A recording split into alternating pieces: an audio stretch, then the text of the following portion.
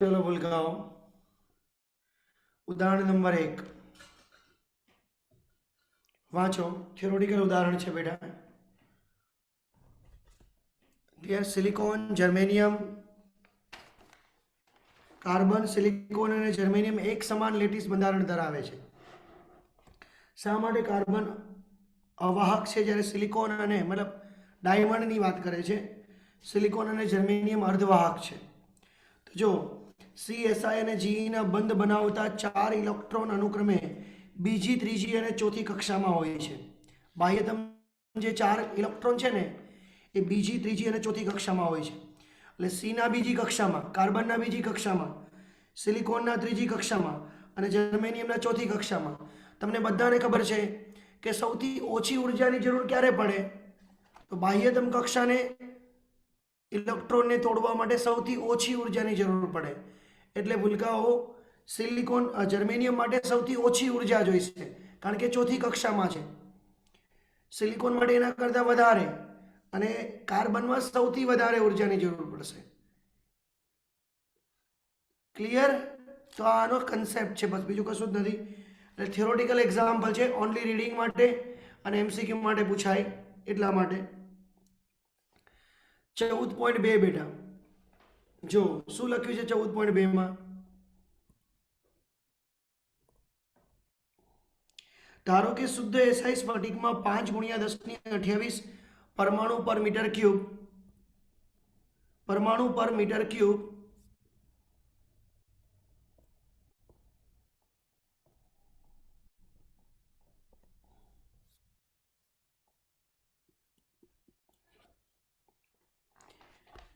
શુદ્ધ સ્ફટિકમાં 5 × 10⁻28 પરમાણુ પર મીટર ક્યુબ છે। શુદ્ધ સ્ફટિકમાં SI તેને 1 ppm ની ઘનતા, 1 ppm એટલે શું? સૌથી પહેલા તો મેં તમને ઇમ્પ્યુરિટીઝ એડ કરવાનું કીધું હતું કે 10⁶ સિલિકોન હોય ત્યારે એક અણુ આર્સેનિકનો ઉમેરવાનો, આને 1 ppm કહેવાશે, યાદ રાખજો। આગળ વાંચો બેટા। એસ વડે ડ્રોપ કરવામાં આવે છે તો ઇલેક્ટ્રોન અને હોલની સંખ્યા ગણો। Ni ની કિંમત આપી છે 1.5 × 10⁻16 મીટર માઇનસ ક્યુબ। જો કુલ પરમાણુ કેટલા છે? 5 × 10⁻28 સિલિકોનમાં કેટલા? તો આ તમને જે મળશે એ એસ પરમાણુને લીધે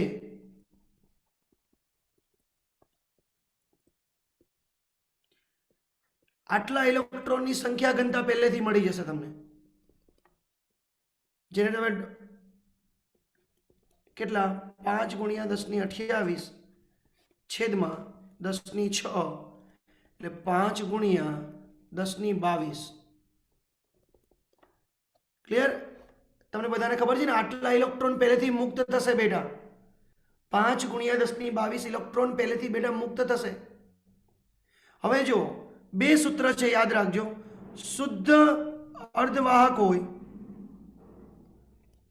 તો Ne = NH = Ni અને બહિર્ગત અર્ધવાહક હોય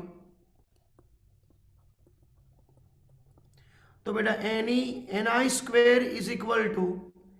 Ne × NH લેવાનું બહિર્ગત અર્ધવાહકમાં। તો આપણે હોલની સંખ્યા શોધવાની છે। કોની સંખ્યા શોધવાની છે? હોલની સંખ્યા શોધવાની છે બેટા। તો હોલની સંખ્યા કઈ રીતે શોધશું મારા ભૂલકાઓ? NH ને સૂત્રનો કરતા બનાવો, Ni² છેદમાં Ne। What is the Ni²? તો કે Ni કેટલા આપેલા હતા હમણાં? નીચે આપેલા જો 1.5 × 10⁻16 1.5 × 10⁻16 એનો વર્ગ કર્યો અને એની 5 × 10⁻22।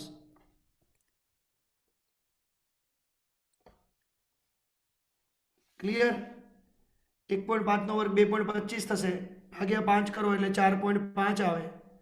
16 દુ 32, 16 દુ 32, 32 માંથી 22 જાય તો 9, 10, 10 માંથી 1 ઘાત આ બાજુ શિફ્ટ થઈ એટલે 10^9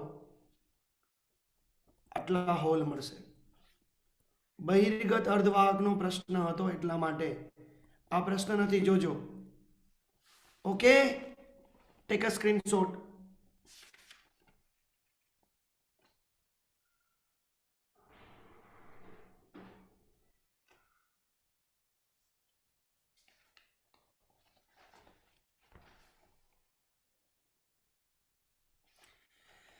.3 થિયોરિટિકલ છે, વાંચો બેટા.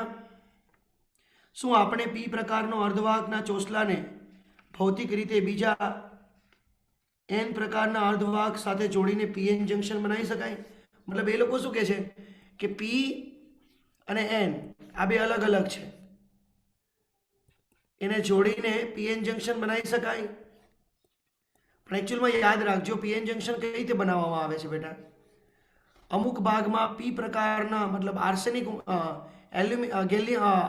ગેલિયમ ઉમેરી દીધું આમાં, અને આમાં આર્સેનિક ઉમેરી દીધું એટલે પીએન જંકશન ડાયોડ બની ગયું. આ રીતે બનાવવામાં આવે.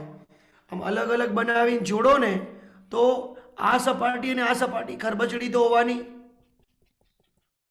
તો ખરબચડાપણાને કારણે એમાં નિયર અબાઉટ 2 થી 3 એંગસ્ટ્રોમ જેટલો ડિફરન્સ હોય એમની વચ્ચેનો અંતરનો અણુનો, એટલે ક્યારેય જોડાઈ ના શકે બેટા. એટલે ક્યારેય જોડાઈ ના શકે એટલા માટે પોસિબલ નથી બેટા, પોસિબલ નથી. આગળ થિયોરિટિકલ હતો બેટા, થિયોરિટિકલ હતો, એમસીક્યુ માટે પૂછાશે. 14.4 આઈ થિંક સો મેં ગણાવી દીધો હતો, છતાં બી હું તમને કરાવડાવી દઉં છું. 14.4 ની અંદર તમારે અવરોધ શોધવાનો છે. મારા ભૂલકાઓ, આ કંઈક ગ્રાફ આમ છે જુઓ, એની અંદર તમે આ બિંદુ જુઓ, ત્યાં 0.7 લખેલું છે, આ બિંદુએ 0.8 લખેલું છે, અહીંયા 10 લખેલું છે, અહીંયા 20 લખેલું છે. અહીંયા આઈ ની બાજુમાં મિલી એમ્પિયર છે જુઓ, અને વી વોલ્ટ છે. પહેલો પ્રશ્ન પૂછ્યો છે કે 15 મિલી એમ્પિયર વીડી બરાબર -10 વોલ્ટ માટે ડાયોડનો અવરોધ શોધો. હવે આપણે શું કરશું? આપણે એવા બે બિંદુ લેવાના કે જ્યાં ગ્રાફ અચળ રહેતો હોય. જો અહીંયા ગ્રાફ અચળ રહ્યો, અવરોધનું એક જ સૂત્ર છે, ફોરવર્ડ બાયસ, ડેલ્ટા વી ના છેદમાં ડેલ્ટા આઈ. તો જુઓ, આને ડેલ્ટા આઈ કહેવાય અને આને બેટા ડેલ્ટા વી કહેવાય. તો 0.7 ને 0.8 વચ્ચેનો ડિફરન્સ 0.1 વોલ્ટ, અને આ ડિફરન્સ 20 માંથી 10 જાય તો 10 મિલી એમ્પિયર. તો 0.1 10 10⁻³ -2 ઉપર જાય તો +2, એટલે ઓટોમેટિકલી 10 ઓમ આવી ગયો બેટા. હવે બીજો વક્ર કંઈક તમને આવો દેખાય છે જુઓ,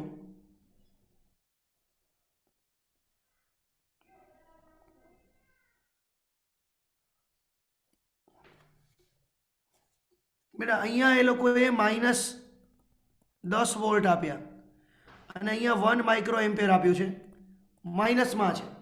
એટલે આપણા માટે બિંદુ અહીંથી શરૂ થાય. જો આટલો ડેલ્ટા આઈ અને આટલો ડેલ્ટા વી.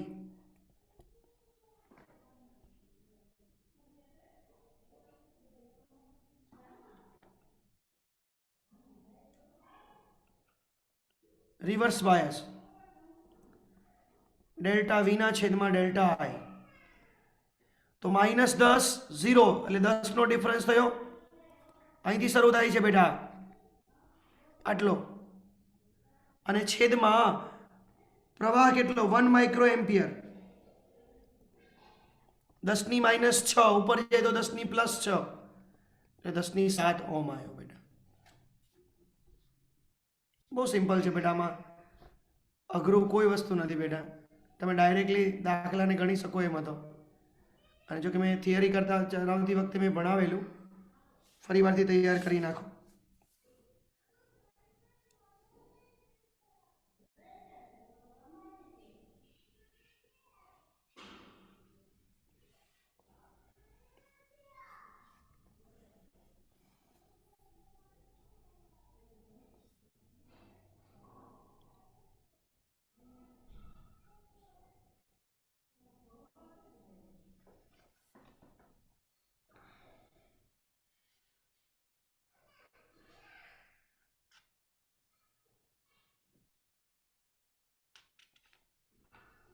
14.5 સિલેબસમાંથી નીકળી ગયો છે બેટા, છતાં બી આપણે જોઈ લઈએ એક વખત. કશો અઘરો નથી બેટા, આપણે ભણ્યા છીએ તો નીટ જેરેબલી માટે કામ લાગે. આરએસ અહીંયા બેટા general diode,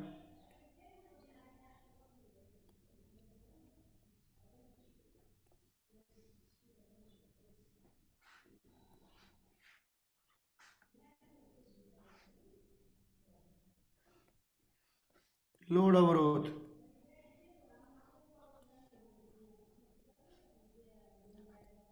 regulated voltage છેડ, વિઝેડ constant રહે છે, બધાને ખબર છે. હવે મારા ભૂલકાઓ પ્રશ્ન વાંચો કે એક જેનર રેગ્યુલેટેડ વોલ્ટેજ પાવર સપ્લાયમાં 6 વોલ્ટનો જેનર ડાયોડ રેગ્યુલેશન ઉપયોગમાં લીધેલ છે. જેનર ડાયોડ કેટલા વોલ્ટેજ છે? 6 વોલ્ટેજ છે. જરૂરી લોડ પ્રવાહ 4 મિલી એમ્પિયરનો, લોડ પ્રવાહ 4 મિલી એમ્પિયરનો, ઇનપુટ 10 વોલ્ટ છે.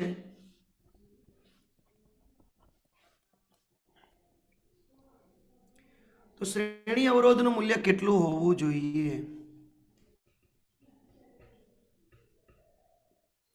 બેટા આ 6 હોય તો આ કેટલા રહેવા જોઈએ? 4 વોલ્ટ.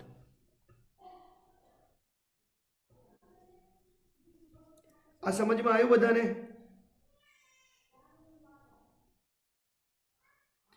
આ 6 વોલ્ટ છે તો 6 ને 4 10 થઈ ગયા, એટલે આરએસ નો બે છેડા વચ્ચેનો વોલ્ટેજ મળી ગયો 4 વોલ્ટ.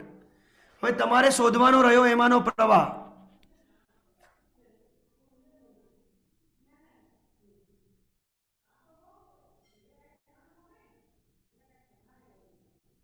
કુલ પ્રવાહ જો આઈએલ આપેલો છે, અહીંથી પ્રવાહનો ડિફરન્સ પડ્યો બે, એક આઈઝેડ પ્રવાહ આવશે અને એક આઈએલ આવશે, એટલે આઈ પ્રવાહ કેટલો થશે? આઈઝેડ પ્લસ આઈએલ જેટલો.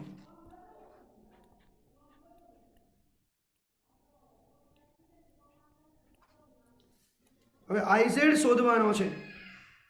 યાદ રાખજો આઈઝેડ પ્રવાહ જે હોય ને એ આઈએલ કરતા 5 ગણો હોય, તો 5 ગુણ્યા 4 એટલે 20 મિલી એમ્પિયર. તો આઈઝેડ તમારા 20 અને આઈએલ 4 એટલે આ થયા 24 મિલી એમ્પિયર. માય ભૂલકા પાર્ટી. હવે તમારે આ બે બિંદુ વચ્ચે, આ જે બે બિંદુ છે ને એની વચ્ચેનો વોલ્ટેજ V ખબર છે, V બરાબર IRS, એટલે આનું નામ VS આપી દઈએ. રાઈટ? તો I બરાબર અરે RS બરાબર VS બાય I. VS તમારા હતા કેટલા વોલ્ટ? 4 છેદમાં 24 મિલી, મિલી એટલે 10⁻³ ક્લિયર? 4 × 6 = 24, એટલે આનું કેલ્ક્યુલેશન કરો, -3 ઉપર જાય એટલે +3, 4000 ભાગ્યા 24 કરો એટલે 167 ઓહમ આવશે બેટા. ચલો સ્ક્રીનશોટ લઈ લો.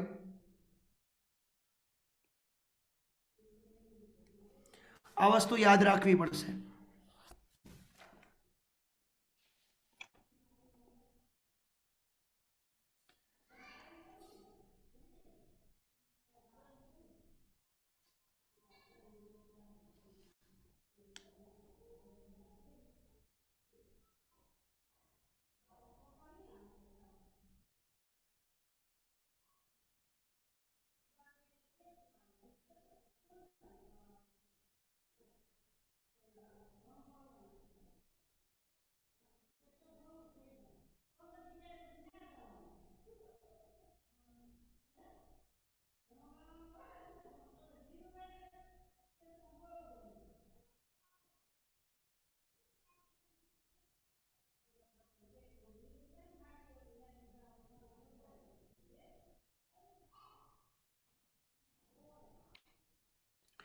ચલો 14.6 રિવર્સ બાયસનો પ્રવાહ માઇક્રો એમ્પિયરની સરખામણીમાં ફોરવર્ડ બાયસનો પ્રવાહ વધુ મિલી એમ્પિયર હોવાનું જાણીતું છે, તો પછી શા માટે ફોટોડાયોડનો ઉપયોગ રિવર્સ બાયસમાં કરવામાં આવે છે?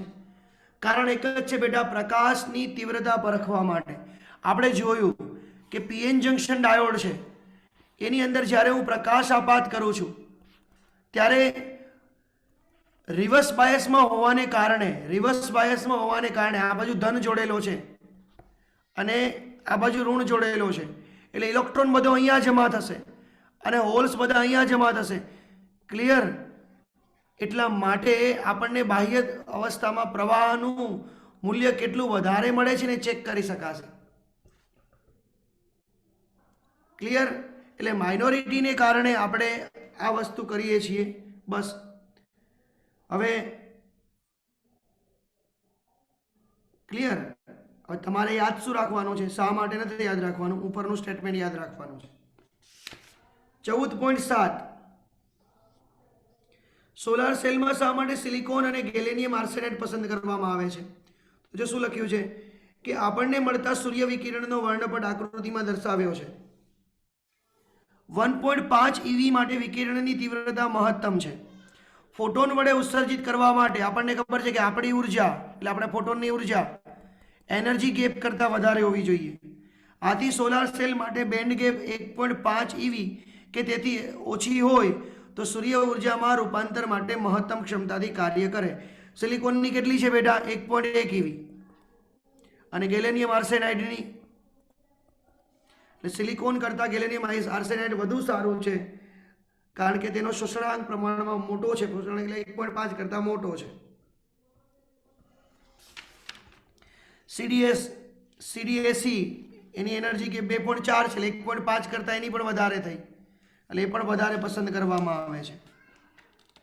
ઓકે, ચલો 14.8 ગણવાનો નથી, સ્વાધ્યાય કાઢો.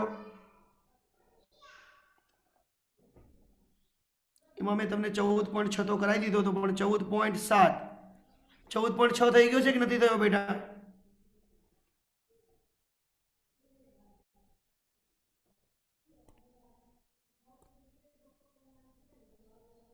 .6 થયેલો છે કે નથી થયેલો? ઓકે, 14.7 જુઓ. જો કે કાલે બી મેં કરાવ્યો હતો, ફરી વારથી કરાવું છું. 2.8 EVની બેન્ડ ગેપ ધરાવતો સેમિકન્ડક્ટરમાંથી પીએન ફોટોડાયોડ બનાવવામાં આવેલો છે. 2.8 EV આટલો બેન્ડ ગેપ છે. તો શું તે 6000 નેનોમીટરની તરંગ લંબાઈથી પરખ કરી શકાય? તો સૂત્ર શું છે પરખ કરવા માટે?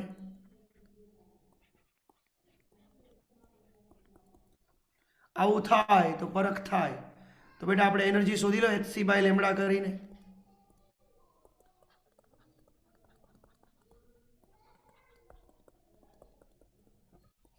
Lambda 6000 angstrom. ચલો કેલ્ક્યુલેશન કરો કેટલું આવે છે? 0.207 EV. તો જો 0.207 અને 2.8 કોણ મોટા થયા? આ મોટા થયા ને? હા કે ના? એટલે પરખ થઈ શકે નહીં. ક્લિયર? આપણે MCQ માં પૂછાય બેટા.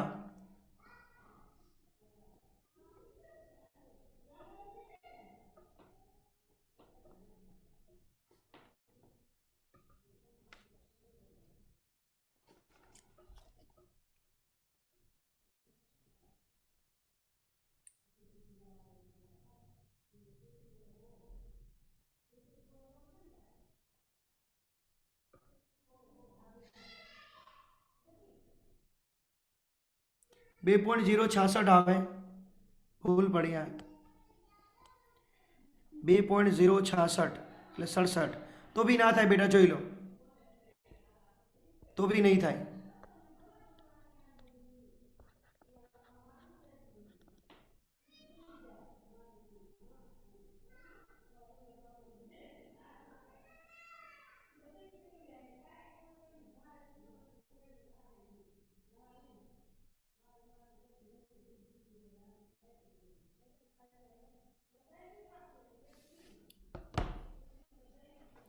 ચલો વધારાનો સ્વાધ્યાય કાઢજો બેટા.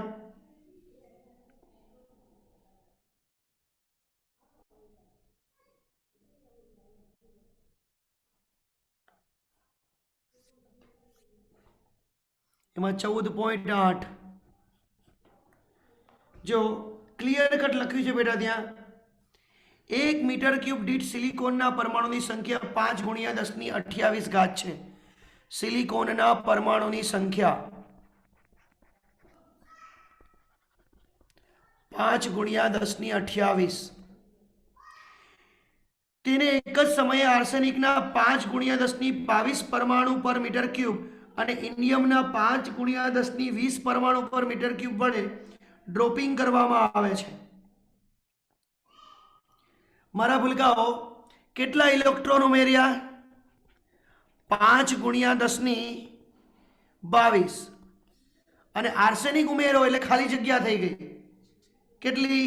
5 ગુણ્યા 10⁻20. એટલે સાદી ભાષામાં તમે જોવા જાઓ તો ઇલેક્ટ્રોન ઉમેરાયા કેટલા હશે? 5 ગુણ્યા 10⁻22 માઇનસ 5 ગુણ્યા 10⁻20 એટલે કુલ ઇલેક્ટ્રોન કેટલા ઉમેરાયા બેટા? બાદબાકી કરતા આવડ્યા નહીં? કઈ રીતે કરાય? જો આમ કરાય 500 ગુણ્યા 10⁻20 એટલે 500 માંથી 5 બાદ કરી લો 495 ગુણ્યા 10⁻20 એટલે 4.95 ગુણ્યા 10⁻22. આટલા ઇલેક્ટ્રોન છે. આગળ વાંચો. ઇલેક્ટ્રોન અને હોલની સંખ્યા ગણો. એનઆઈ તમને આપી દીધો છે. જુઓ એનઆઈ આપેલો છે 1.5 ગુણ્યા 10⁻16 metre cube.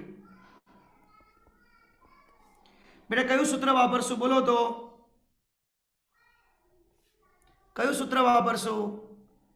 ni square is equal to ne into nh. તો nh is equal to ni square by ne. ચલો કેલ્ક્યુલેશન કરો.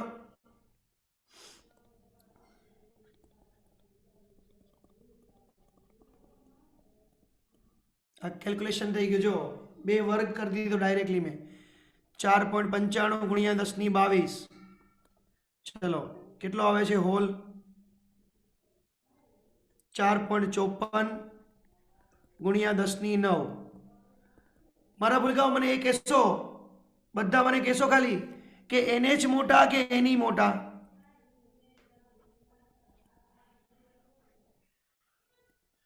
NH મોટા કે NE મોટા? NH મોટા કે NE મોટા?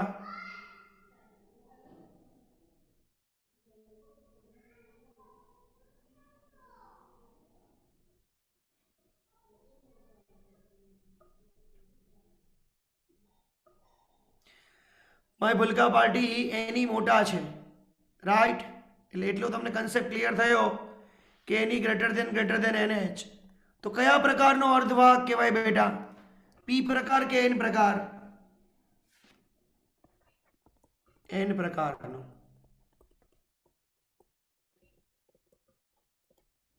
Take a screenshot.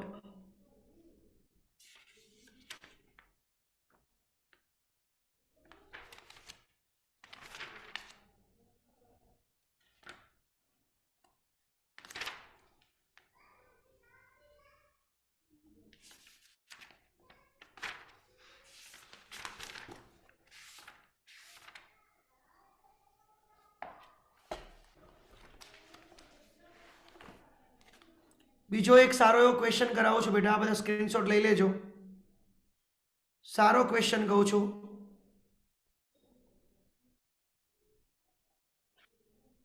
જો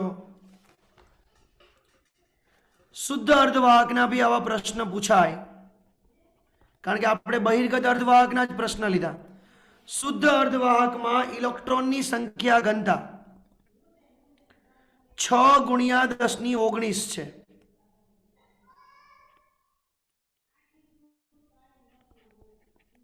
મતલબ 1 મીટર ક્યુબમાં આટલા. પ્રશ્ન આવો છે 1 mm ગુણ્યા 1 mm ગુણ્યા 2 mm સાઈઝમાં હોલની સંખ્યા કેટલી? તો મારા ભૂલકાઓ એક વસ્તુ કહું છું, આનો મિનિંગ શું થાય કે 1 મીટર ક્યુબમાં ઇલેક્ટ્રોનની સંખ્યા 6 ગુણ્યા 10⁻⁹. તો બેટા 1 મીટર ક્યુબમાં હોલની સંખ્યા પણ આટલી જ થાય. કેમ? કારણ કે શુદ્ધ અર્ધવાહકમાં એની અને એને જ સરખા જ હોય. હવે 1 mm 1 mm 2 mm એટલે કેટલા થયા? 10⁻³ 10⁻³ 2 ગુણ્યા 10⁻³ એટલે 2 ગુણ્યા 10⁻³ ને 3 6 3 9 9 કેટલા? તમારે શું કરવાનું? 6 ગુણ્યા 10⁻⁹ ને 2 ગુણ્યા 10⁻⁹ વડે ગુણી નાખવાના. 12 ગુણ્યા 19 માંથી 9 જાય એટલે વધે 10. આટલા હોલ મળ્યા. તો આટલા જ ઇલેક્ટ્રોન મળશે. હો, યાદ રાખજો, આટલા જ ઇલેક્ટ્રોન મળશે. આ 1 મીટર ક્યુબમાં હતા. આ કેટલા મીટર ક્યુબમાં છે? આટલા મીટર ક્યુબમાં છે.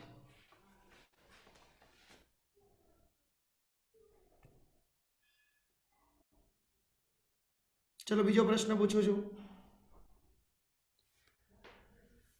ક્લિયર? મને કહેજો જેને આવડે એને. આ એમસીક્યુ પૂછાશે હો બેટા. પીએન જંકશનમાં ડેપ્લેશન સ્તરની પહોળાઈ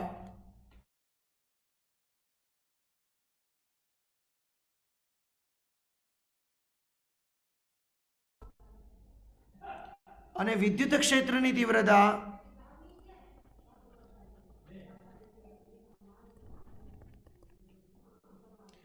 છ ગુણ્યા 10⁵ વોલ્ટ પર મીટર છે.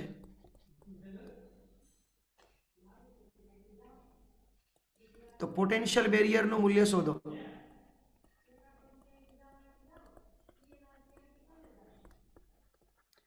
પેલા મને કહેશો પોટેન્શિયલ બેરિયર એટલે શું શોધવાનું? કોઈ મને કહેશો?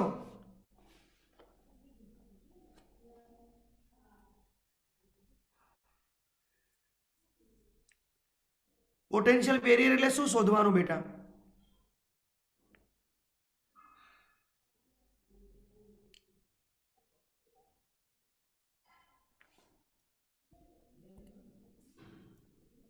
ગુડ વિરલ બારિયા.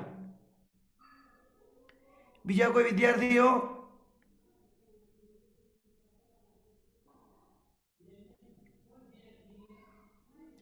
ડેલ્ટા નો વે.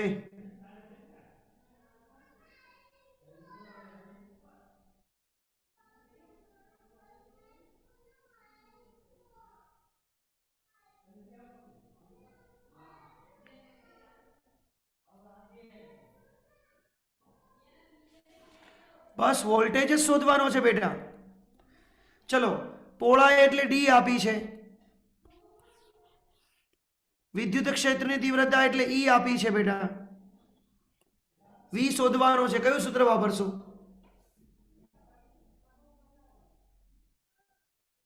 કયું સૂત્ર વાપરશું બેટા?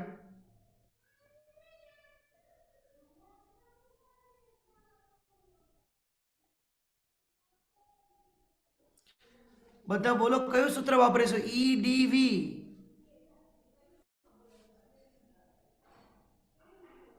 પરફેક્ટ બેટા. થોડુંક વિચારો. ઈ બરાબર વી બાય ડી બેટા. હા, તો વી બરાબર ઈડી.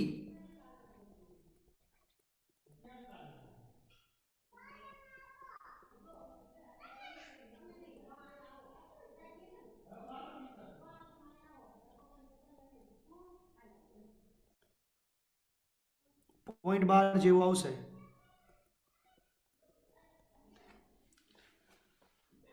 ચલો, તમને એમ પૂછે કે એન માંથી પી માં જવા માટે ઇલેક્ટ્રોનને કેટલી ગતિ ઉર્જાની જરૂર પડશે? એન માંથી પી માં જવા ઇલેક્ટ્રોનને કેટલી ગતિ ઉર્જાની જરૂર પડશે? તો શું આન્સર આપશો?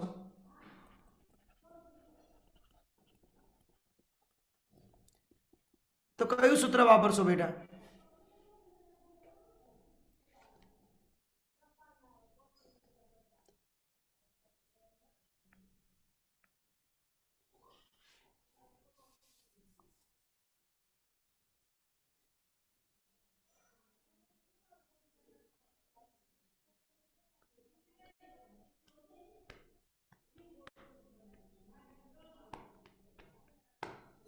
गति ऊर्जाનું સૂત્ર કયું વાપરશો બેટા? Very good. 1/2 mv સ્ક્વેર માં બેટા m ક્યાં છે? v વેગ ક્યાં છે? 1/2 mv square is equal two શું વાપરશું એ વિચારો. k maximum is equal two શું વાપરીશું? તમે યાદ કરો યાર ફોટોન વાળું ચેપ્ટર બેટા. હા ઉષા બેટા, very good. Very good Ina Bariya. EV V4 voltage.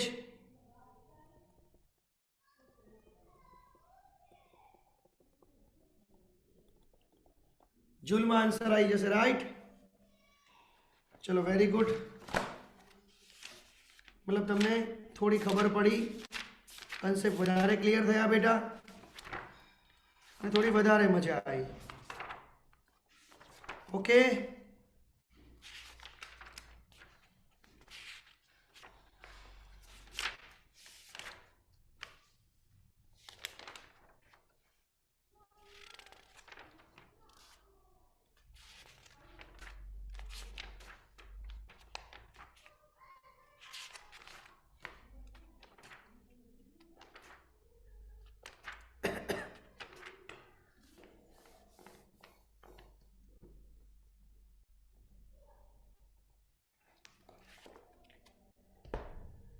ભૂલકાઓ અહીં સુધી આપણો આ એક પોર્શન પૂરો થયો. હવે સેકન્ડ પોર્શન બેટા સ્ટાર્ટ થવા જઈ રહ્યો છે. બહુ સહેલો પોર્શન છે, ક્લિયર? ટેક્સ્ટ બુક બેઝ પ્રમાણે બહુ સહેલો પોર્શન છે. ડિજિટલ ઇલેક્ટ્રોનિક્સ કહેવાય છે જેને, ક્લિયર? ખાલી આપણે આજનું ઇન્ટ્રોડક્શન ખાલી બેટાનું જોઈએ. શરૂઆતમાં જે ટેક્સ્ટ બુકમાં ઇન્ટ્રોડક્શન આપ્યું છે એ ખાલી જોઈએ, એટલે કાલે બેટા આપણે આને બોર્ડ પર ભણવાનું છે. ક્લિયર? બોર્ડ પર આપણે ભણવાનું છે. પછી જો તમને મારી રીતે પહેલા તો સમજાવી દઉં છું આપણે આના માટે શું ભણવા જઈ રહ્યા છીએ. જો ભૂલકાઓ આપણી જોડે અત્યાર સુધી જે છે ને આવો પ્રવાહ હતો. આ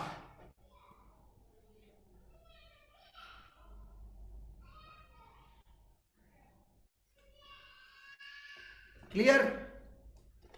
આવો વોલ્ટેજ હતો સાદી ભાષામાં, કે 0 થી વધીને તમે જો વધીને મહત્તમ થયો, ઘટીને શૂન્ય થયો, વિરુદ્ધ દિશામાં મહત્તમ થયો. આ એસી પ્રવાહ આપણે જેને કહીએ છીએ. પણ આને એનાલોગ કહેવાય. એનાલોગ. અત્યારે હાલમાં જે સિસ્ટમ વપરાય છે ડિજિટલ વપરાય છે. ડિજિટલની અંદર બેટા બે જ મૂલ્ય હોય. અહીંયા જો બધા છે 0 થી મહત્તમ સુધી, અહીંયા બે જ મૂલ્ય હોય, 0 અને મહત્તમ. મતલબ કહેવાનો મીનિંગ અહીંથી આમ શરૂ થયું, બસ આને ડિજિટલ કહેવાશે. આ મૂલ્ય વધીને મહત્તમ થયું, ઘટીને શૂન્ય થયું, ઘટીને મહત્તમ શૂન્ય. અહીંયા બે જ હોય, મેક્સિમમ અને મિનિમમ. આ બે જ કિંમત હોય છે. મેક્સિમમનો કિંમતનું નામ 1 આપવામાં આવે છે, મિનિમમ કિંમતનું નામ 0 આપવામાં આવે છે. આ લોકો જેને આપણે બાઇનરી નંબર કહીએ છીએ.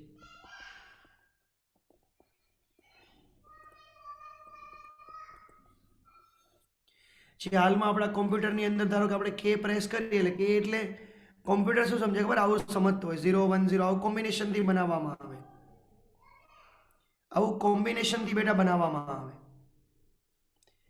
ક્લિયર? આ બાઇનરી નંબરની થોડી વાત કરીએ તો તમારે કોમ્પ્યુટરની અંદર પણ ભણવામાં આવે. પણ એક વસ્તુ કહું કે 0 + 0 0 કહેવાય, 0 + 1 1 કહેવાય, 1 + 0 1 + 0 1 કહેવાય, અને 1 + 1 1 કહેવાય.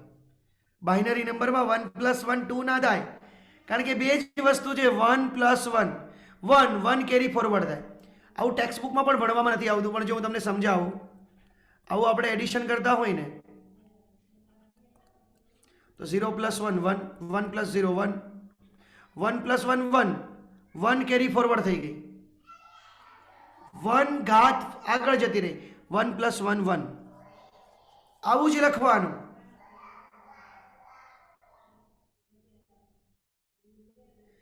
નો રિક્વાયરમેન્ટ, ડોન્ટ વરી બેટા, આવી કોઈ જરૂર નથી. પણ એનાલોગ શું છે ને ડિજિટલ શું છે ને એ ફક્ત સમજવાનું હતું. જો ટેક્સ્ટ બુકમાં એને કઈ રીતે સમજાવેલું છે બેટા.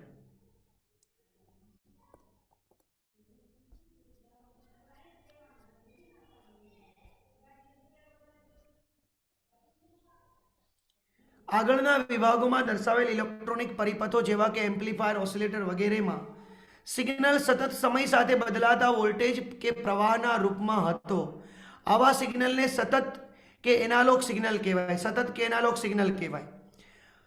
કોઈ એક સિગ્નલ દર્શાવ્યો છે આકૃતિમાં 14.27b માં, મતલબ મેં બીજી આકૃતિ દોરી હતી, સ્પંદ, પલ્સ કહેવાય ને, એકને સ્પંદ કહેવાય. તરંગ સ્વરૂપે દર્શાવ્યું છે જેમાં વોલ્ટેજના છૂટક મૂલ્ય જ શક્ય છે. આવા સિગ્નલોને બાઇનરી નંબરને સગવડ રૂપે આપવાથી 0 વોલ્ટ અને 1. ક્લિયર. ડિજિટલ ઇલેક્ટ્રોનિક્સમાં આપણે વોલ્ટેજના ફક્ત 2 સ્તરોનો જ ઉપયોગ કરીએ છીએ. આવા સિગ્નલને ડિજિટલ સિગ્નલ કહેવાય છે. મતલબ ફક્ત 2, 0 અને 1. ડિજિટલ પરિપથમાં ફક્ત 2 જ મૂલ્ય 0 અને 1 ઇનપુટ અને આઉટપુટ વોલ્ટેજ માટે માન્ય છે. જો આ લખાય છે ને 0 અને 1, 0 અને 1. મેં તમને જે દોર્યું હતું એ બેટા અહીં વચ્ચેથી દોરી દીધું હતું. એટલે જો થઈ ગયું ને મહત્તમ, આમ થઈ ગયું. એ ના દોરો એટલે આવું બની જશે. આપણા પરિચ્છેદ હેતુમાં ડિજિટલ ઇલેક્ટ્રોનિક્સ સમજૂતીમાં પ્રથમ સોપાન પૂરું પાડવાનું છે. આપણે અત્યારે ડિજિટલ ઇલેક્ટ્રોનિક્સના બંધારણીય એકમોનો જ પૂરતો અભ્યાસ કરીશું જે ડિજિટલ સિગ્નલ પર ચોક્કસ પ્રક્રિયાઓ કરે છે. લોજિક ગેટનો ઉપયોગ કેલ્ક્યુલેટર, ડિજિટલ ઘડિયાળો, કમ્પ્યુટર, રોબોટ, ઔદ્યોગિક નિયંત્રણ પ્રણાલી અને ટેલિકોમ્યુનિકેશનમાં થાય છે. એ લોજિક ગેટ શું છે જે આપણે આવતીકાલથી સમજવાના છીએ બેટા. ક્લિયર. તમારા ઘરમાં વપરાતી લાઇટ સ્વિચને ડિજિટલ પરિપથમાં ઉદાહરણ તરીકે ગણી શકાય છે કે સ્વિચની સ્થિતિને આધારે ઓન અને ઓફ. લાઇટ ઓન હોય ત્યારે આઉટપુટ મતલબ મળે એટલે 1. લાઇટ ઓફ હોય ત્યારે આઉટપુટ કાંઈ ના મળે એટલે બંધ હોય એટલે આપણે એને 0 કહેવાય. ક્લિયર. આવું સમજવાનું બેટા, આવું સમજવાનું. જો આ લોજિક ગેટ છે કે ગેટ એક ડિજિટલ પરિપથ છે, તેમાં ઇનપુટ અને આઉટપુટ વોલ્ટેજ વચ્ચેનો ચોક્કસ લોજિકલ સંબંધોનું પાલન કરે છે. આથી તેમને સામાન્ય રીતે લોજિક ગેટ કહે છે. ગેટ એટલા માટે કે તે માહિતીનું પ્રસરણનું નિયમન કરે છે. જે 5 સામાન્ય લોજિક ગેટ ઉપયોગમાં લેવાય છે તે નોટ, એન્ડ, ઓર અને નેન્ડ અને નોર છે. દરેક લોજિક ગેટને યોગ્ય સંજ્ઞા વડે દર્શાવાય છે તથા તેનું કાર્ય તેના ટ્રુથ ટેબલની વડે વ્યાખ્યાયિત થાય છે કે જેમાં શક્ય તેટલા ઇનપુટના લોજિક લેવલના શક્ય સંયોજનો અને તેમને અનુરૂપ આઉટપુટ લોજિક લેવલ દર્શાવેલા હોય છે. લોજિક ગેટનું કાર્ય સમજવા માટે ટ્રુથ ટેબલ ઉપયોગી છે. સેમિકન્ડક્ટર રચનાઓનો ઉપયોગ કરીને આ લોજિક ગેટ બનાવી શકાય છે. એટલે આ લોજિક ગેટ બેટા આપણે આવતીકાલે સમજશું. સાંભળો શું છે ને આખું ડિટેલમાં હું તમને બોર્ડ પર લેક્ચર લઈશ. કેમેરા સેટ કરીને બોર્ડ પર જવું પડશે બેટા. હવે બહુ મજા આવશે. સાંભળો, આજે 1:30 વાગે બેટા ક્વિઝ છે. કેની? સેમિકન્ડક્ટરની ક્વિઝ છે. આપણે જે ભણ્યા ને એ બધાનું થિયોરેટિકલ છે. તો બેટા જોઈન થઈ જજો. ભૂલતા નહીં. ક્લિયર? ઓકે. એટલે 1:30 વાગે એટલે એના લીધે શું થઈ જશે? MCQ ની તૈયારી થઈ જશે બેટા આપણી. શું થઈ જશે? MCQ ની તૈયારી થઈ જશે. ઓકે માય ભૂલકા પાર્ટી. તો બસ મારે અત્યારે ક્વિઝ બનાવી છે. મારી જોડે 10 મિનિટ છે. પછી બેટા ઇંગ્લિશ મીડિયમનો લેક્ચર છે તો તમે થોડું રીડિંગ કરો. ચલો બેટા.